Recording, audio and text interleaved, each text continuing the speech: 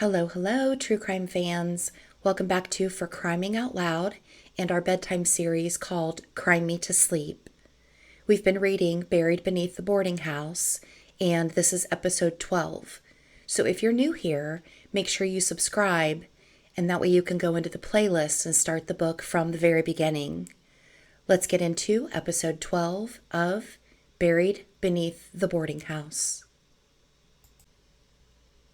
Mama's Boy.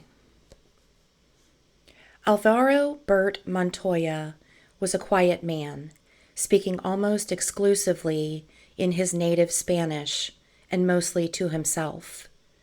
He was developmentally disabled and schizophrenic, with a childlike intelligence that meant most of the conversations he did manage to carry were with people nobody else could see.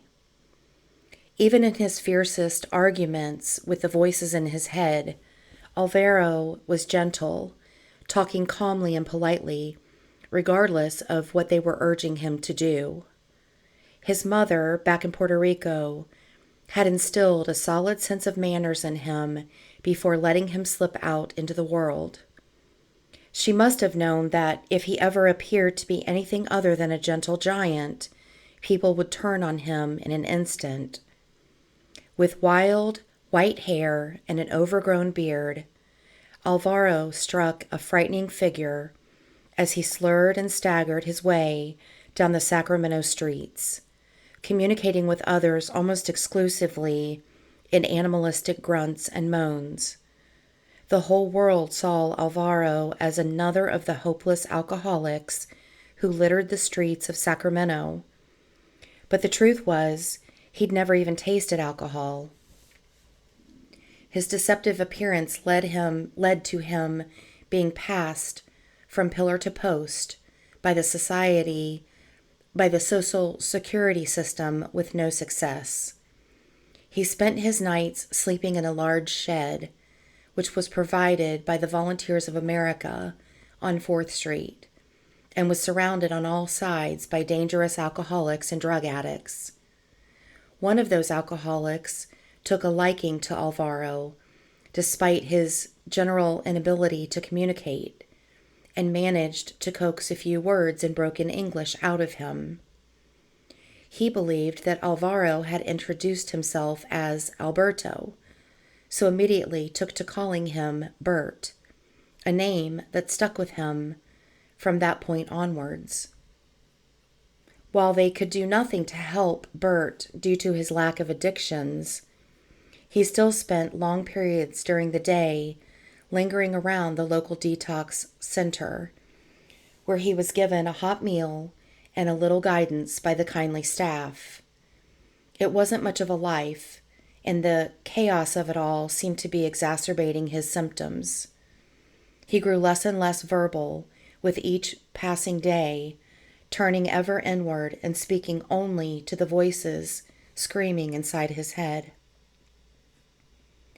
One member of the Volunteers of America took a shining to Bert, recognizing that he was a kindly soul suffering from a terrible affliction. Judy Moyes had spent much of her adult life helping the homeless and destitute of Sacramento navigate the intricacies of the system that was meant to protect them. In cases like Bert's, when the person she was trying to help might have had direct exposure to that system, things became even more complicated. If Bert had come into the USA illegally, then there was a risk that any official inquiries that Judy made might lead to him being deported and losing the already minimal support network that he had in place. Every step that she took forward, she had to take 2 steps back to keep Bert out of the eyes of the government. She harvested information from Bert in short barks when she was able to corner him in the Front Street shed. Between his broken English and her high school Spanish, communication went slowly, but one day at a time, tiny snippets of information gradually added up to a full picture. Bert was from Puerto Rico. He was born there in September of 1936. His full name was Alvaro Jose Rafael Gonzalez Montoya. Most importantly, from Judy's perspective, some calls to the American Embassy in San Jose, Costa Rica, had revealed that his mother had legally immigrated to the USA with her son and daughter in 1962. He was a legal citizen to the USA of America, which meant that he was entitled to all of the care and support that any native-born citizen would have been. She was able to furnish him with photographic identification and all of the information he needed to apply for Social Security checks and medical support. It wasn't much, but it was the first step towards a better future for Bert. For the first time since she had met him, Judy had hope that his life might get better. The next challenge was to find permanent housing for Bert, where he would receive the level of care that he required, somewhere that his eccentricities wouldn't see him ostracized by those around him. It was then that she came across the name of Dorothea Puente for the first time. Her boarding house on F Street had a bad reputation further up the echelons of the social work department, where news of her criminal convictions had spread. But down the street, nobody cared about the political posturing. All they were interested in was helping their clients, and from the description that Judy had received, Dorothea was everything that she needed. Still, she wouldn't trust her beloved Bert to just anyone. She visited the boarding house to see the lay of the land herself. She was stunned by what she found. The old Victorian house, painted in pastel colors, looked little different from all the others around it, but on the inside, everything changed. There was music playing, and Dorothea was handing out homemade tamales to her guests as they laughed and played a game of cards together. It was everything that the care system promised to be, but had never quite managed to fulfill. It was like a dream come true for Judy, the perfect place for Bert. She secured some time alone with Dorothea in her strictly regimented kitchen, gratefully received a cup of fresh-made coffee, and explained Bert's situation in detail. The surprises kept on coming. There was a tear in the corner of Dorothea's eye by the time that the story had been told, and she was already nodding. "I will take care of this poor boy. I remember what it was like to immigrate to this country and to be left all alone like him. My mother died when I was young, too. Always too young. I know just how to take care of men with these troubles. I have had so many through here before. He will get everything that he needs. I will take such good care of him. I promise you." 2 days later, Bert moved in. Judy couldn't believe how quickly things were moving and was even more surprised when she realized that Dorothea was paying for Bert out of her own pocket until his Social Security checks started coming through. The next time that Judy visited, he was in a full set of new clothes, his hair was washed and combed, and even his wild beard had been tamed. Whatever Dorothea was doing was working. He received 3 square meals a day, and even the other residents who had sung Dorothea's praises the first time that Judy came through couldn't help but wax lyrical about the special treatment that Bert received. The kitchen was usually Dorothea's sacred space, where mere mortals were not allowed to enter, but every day she had Bert in there helping her. His days were filled with gentle garden work, simple tasks around the building, and good company. Dorothea was always by his side, chatting away to him in Spanish or English as he switched back and forth involuntarily, answering every one of his outbursts, no matter how irrational, with her calm and measured voice. The two of them seemed to radiate peace, and for a moment, Judy felt like fate had brought the two of them together. The woman who needed someone to care for, whom would love her unconditionally in return, and the simple man terrified of the world outside. She couldn't believe how lucky the choice to place him there had been. Unbelievably, Bert was able to talk to Judy clearly for the first time, stringing together whole sentences and showing that he understood not only where he was, but also who he was and what had happened to him. There was talk of taking him to a doctor to get him started back up on an antipsychotic medication now that he was capable of taking care of himself again. At that, he proudly showed Judy his fingernails. They were clean, and he had cut them himself for the first time in years.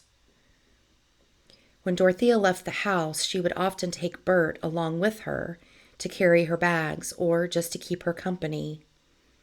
He became a constant presence in her life, the kind of man whom she had hoped that Chief might have become if it hadn't been for his unfortunate selfish streak. In return, Dorothea genuinely seemed to care for him. The other house guests had often seen her feeding stray cats in the neighborhood. In Bert, it seemed that she had found a stray to adopt, who might actually return her efforts and affections. It all would have seemed quite sweet if it hadn't been for the places that Dorothea was taking him. In March of 1988, Dorothea and Bert walked downtown to the Social Security Administration building, where Dorothea listed herself as Alvaro's cousin on his paperwork and arranged for all his money to be deposited into her account. A quick stop-off at Social Security Department's mandated psychiatrist to prove that Bert was not mentally capable of managing his own finances, and the deal was done. Social workers came by to check on Bert shortly after this change was made, not out of any suspicion, but simply because it was on their schedule to do so. They were amazed by the improvements that had been made, both in terms of his behavior and his appearance. They began discussing the possibility of getting Bert back onto the medication that would allow him to completely control the symptoms of his schizophrenia. But after all of this time in the detox center, Bert had absorbed a few of the lessons that were being bandied about. Drugs were bad. He didn't want drugs. They would make him sick. They would hurt him. He was scared of needles. He choked when he tried to swallow pills. He didn't like the taste of them. Arguing with him about it was just as hopeless as trying to dispute the facts with a stubborn child. His opinion couldn't be changed. The social workers were in an awkward situation with Dorothea. They knew that, legally, the situation in the boarding house was a little precarious, but the service that Dorothea was offering to the local community drastically outweighed the need for any punitive enforcement of the law in their eyes. Whatever Dorothea had done clearly wasn't that bad, since the parole officer who visited regularly had no issues with her managing the care and finances of all these people. They assumed that the system was working as intended, so they ignored the little rule violations for the greater good. For the parole officers who had heard all about the comings and goings of the social work department, the same thing was happening. They assumed that nobody would be lodging clients with Dorothea if she weren't behaving in an upstanding manner. So she was given a free pass on the blatant parole violations of running a boarding house, caring for the elderly and sickly, and handing out Social Security checks. The only restrictions that had actually been placed on the woman when she was set free. With her white hair, missing teeth, and grandmotherly demeanor, it was hard to look at Dorothea and picture her as a criminal of any sort. She slipped through the cracks of both the parole and social care systems, manipulating the individuals that she met into believing, above all else, that she was harmless and keeping any hint of impropriety unreported, so that when concerns did rear their ugly heads, there would be no corroborating evidence. Then when she went in for a facelift, she took Bert along to carry her bags and sleep in the chair by her hospital bed, even though he was quite terrified of hospitals. She didn't want to leave him alone, even for one night that she was going to be away. Just as she had cared for him when he first arrived in the house, so did he care for her through her convalescence, fetching and carrying whatever she required, and having free run of the whole house, even acting as her hands in the dinner preparations that she watched over with her peering eyes surrounded by bandages. She recovered from the operation in record time and switched her matronly wardrobe for something a little more stylish and glamorous, the kind of clothes that she had wished she could afford back in her 20s and 30s. Things that she could afford now that she had so many Social Security checks feeding into her account. Perfumes and the latest fashion from Paris filled her upstairs room. She was taking good care of herself. With his hospital ordeal over, Bert was glad to return to his old task of tending to the garden, digging a deep hole for a new tree that Dorothea planned to plant in one corner to create a shady overlook, the same peach tree that was meant to be planted weeks before when Vera was consigned to the earth.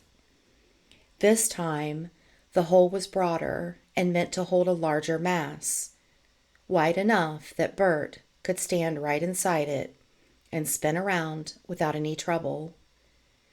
That was the specific size that she had instructed him to dig.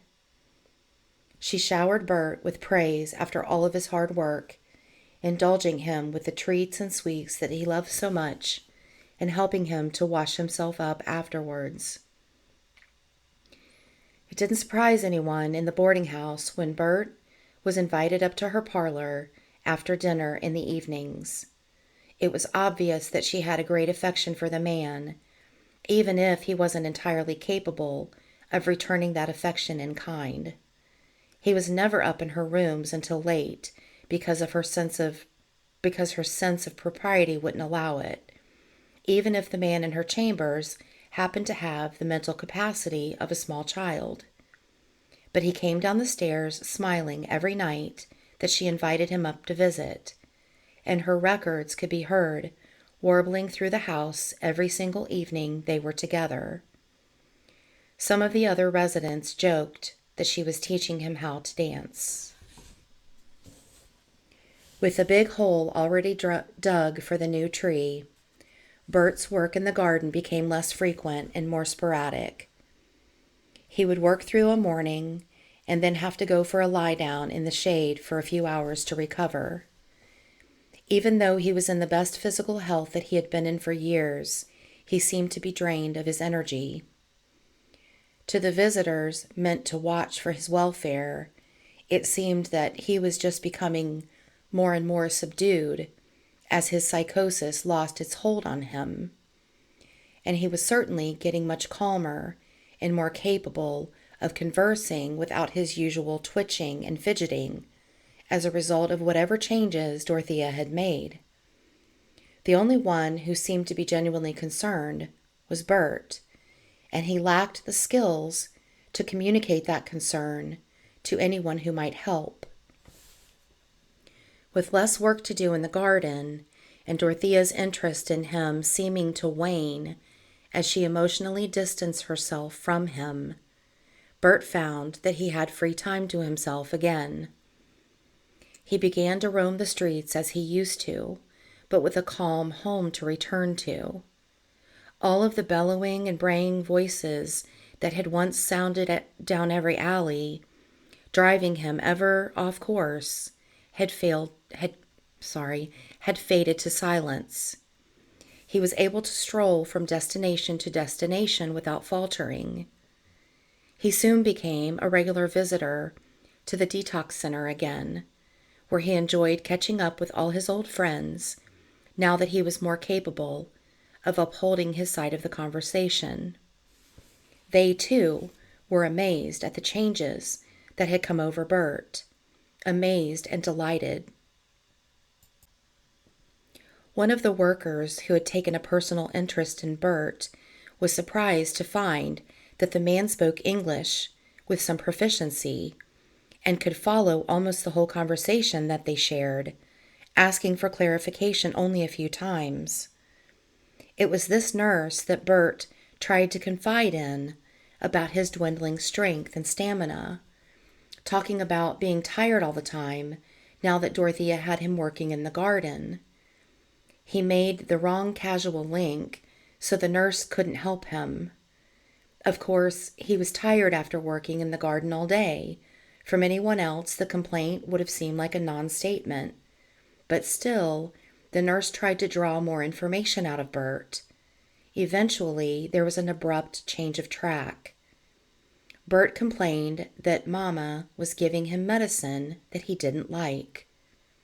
That set alarm bells ringing in the nurse's mind, so he kept Bert from going back home to Dorothea. Instead, he called the boarding house and asked her to come down and collect Bert so that they could have a chat about his progress. When Dorothea arrived, expecting to be applauded once more for all of the changes that she had made in Bert's life, she was instead ambushed by the nurse, demanding to know what she was dosing the poor man with. The sweet grandmother vanished in an instant as Dorothea's temper flared. "You want him? You want him back here? You want to tell me how to run my house? How to run my business? You can have him. He has so much trouble. All day I'm watching him. You take him. He can come stay here, and you see how well he does." She even turned on her beloved Bert. "You want to stay here? You want to complain about how I take care of you? That's fine. You stay here with all these people. See how well they take care of you. See how well you sleep on the floor here instead of your bed back home." The nurse drew Bert out of the office so they could talk through his options.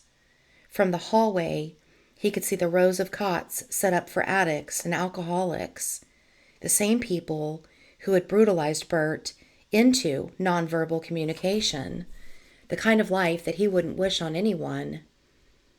"You should say sorry and go home with Miss Dorothea. She takes good care of you, doesn't she?" Bert nodded with a mournful expression on his face. He may not have liked the medicine, but he couldn't deny that Mama took good care of him when she wasn't forcing him to take the pills. The two of them left the detox center holding hands. Dorothea still glowering at the fact that the staff had confronted her, but her scowl softening when she turned to her precious Bert. They strolled off down the road towards home, and that was the last time that anyone saw him alive. On their return to the boarding house, Dorothea took him directly up to her room and began force-feeding him sleeping pills. Bert didn't want to take them, but the nurse, his only other guiding light, had told him that he should obey Mama no matter what she told him to do. Before long, he was feeling sleepy, so Mama said that he could come and have a lie down in her bed until he felt better. He was surprised. Mama never let him into her bedroom, and he tried to fumble his way through an excuse, but his mouth no longer seemed to be obeying him, and the voices in his head that could usually be relied on to warn him if there was any trouble had fallen completely silent. He was alone in an echoing quiet, but he wasn't afraid because his Mama was right there, holding his hand.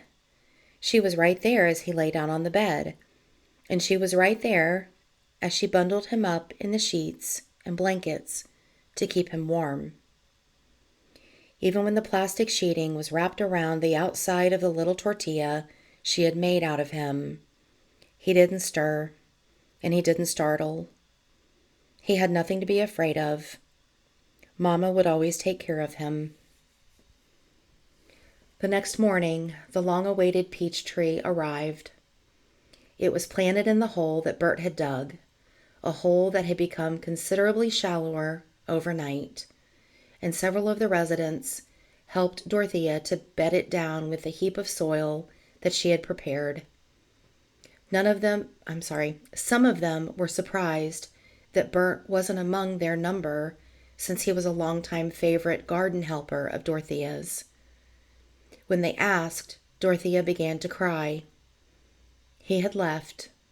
Her baby boy had run away in the night. He had been contacted by his sister and her husband, and they wanted to take over his care. The whole house rallied around her in sympathy. Everyone knew she had a very special relationship with Bert, even if they couldn't grasp why. Even if nobody else had that same connection with the man, his presence was sorely missed within the house.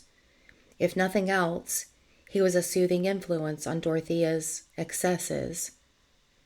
Without his mournful eyes on her, there was nothing to stop her from withdrawing from her acquired family entirely, sinking back into her fantasies of glitz and glamour.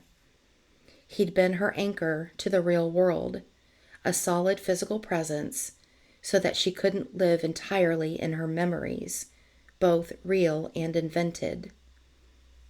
Without Bert to keep her in the present, all of her worst selfish habits could come to the force. That completes episode 12 of Buried Beneath the Boarding House. If you're enjoying this bedtime book series so far, please hit the like button. It really helps the channel. Thank you guys so much for being here. I appreciate all your support in our series, Crime Me to Sleep. Until next time, good night.